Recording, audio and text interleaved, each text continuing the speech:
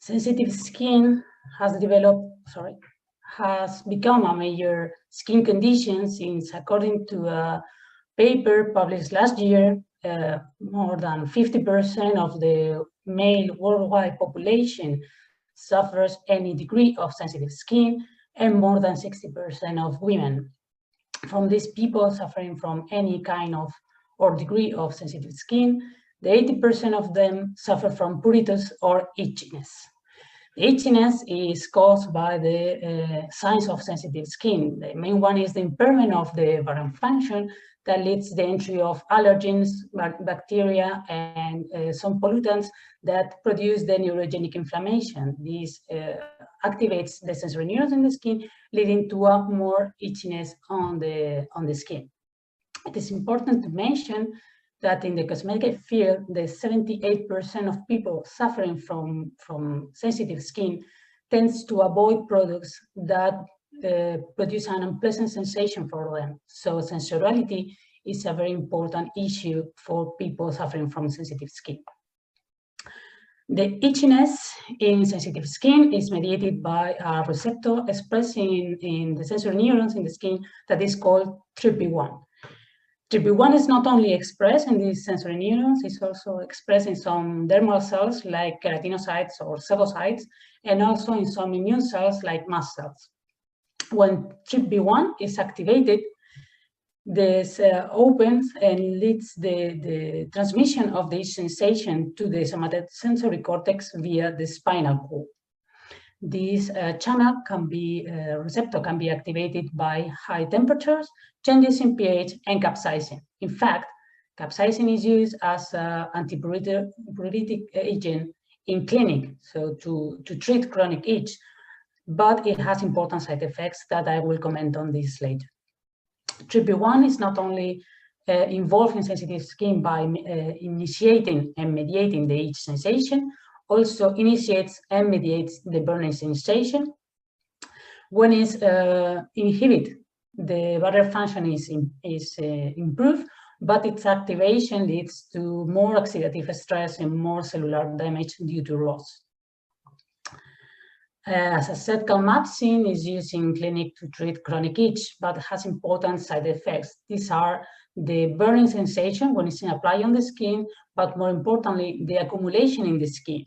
This accumulation, according to several reports, can act as co-carcinogenic agent of certain melanomas. So what we did at Antalgenics is to design a new molecule called Calmapsin that is based on capsaicin, but it does not induce a burning sensation when it is applied, and it's easy to be removed from the skin by the endogenous enzymes. And also, this ingredient does not only act on sensory neurons, but also in skin cells. Here is a summary of the effects that Calmapsin does in sensitive skin. We have itchiness, altered barrier function, and oxidative stress. And what Calmapsin does is to induce a calming effect, improves the barrier function, and has an antioxidant activity. The first feature of Calmapsin is the calming effect. We saw that by using electrophysiological recordings of cell-expressing TRPV1. We add the activator of TRPV1, which is capsaicin, and you can see here in the black lines, when we add capsaicin, the channel was activated. This is summarized here, almost 100% of the activity of the channel. However, when we add Calmapsin, that is the blue line, this activation was almost completely abolished, meaning that Calmapsin is an effective inhibitor of TRPV1.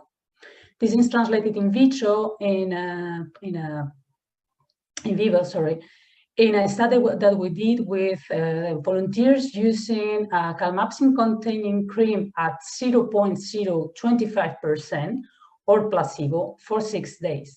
On day 7, we induced the itchiness by applying capsaicin in the nasolabial form. As you can see here, the volunteers using Calmapsin for 6 days, even at the moment of the application of capsaicin, had a reduced sting sensation compared to placebo. And this this difference was higher at 15 minutes after the application of capsaicin, that was almost 22%. The second feature of Calmapsin is the improvement of the barrier function, and to see that we use 3D skin models of human skin models where we induce an inflammatory skin conditions. We use an inflammatory cocktail and we measure the expression of key genes for barrier function as are corneodesmosine, desmoglein, filaggrin, involucrin, and loricrin. These are the basal conditions, the expression of these genes, and as you can see in the green bars, the inflammatory skin conditions that regulates the expression of all these genes.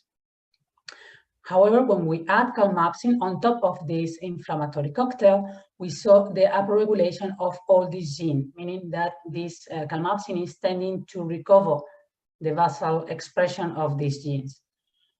This is translated in vivo through a more iteration of the skin.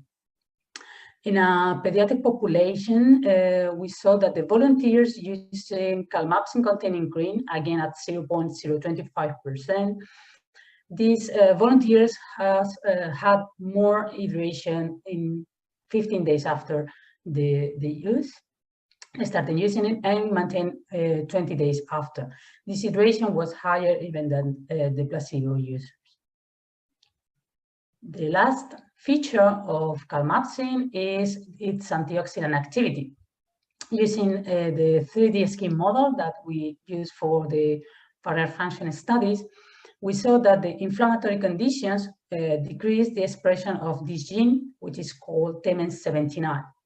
TMEN79 is a receptor expressed in the keratinocytes of the skin, and is a glutathione transferase protein family, meaning that its action is directly linked to the reduction in oxidative stress.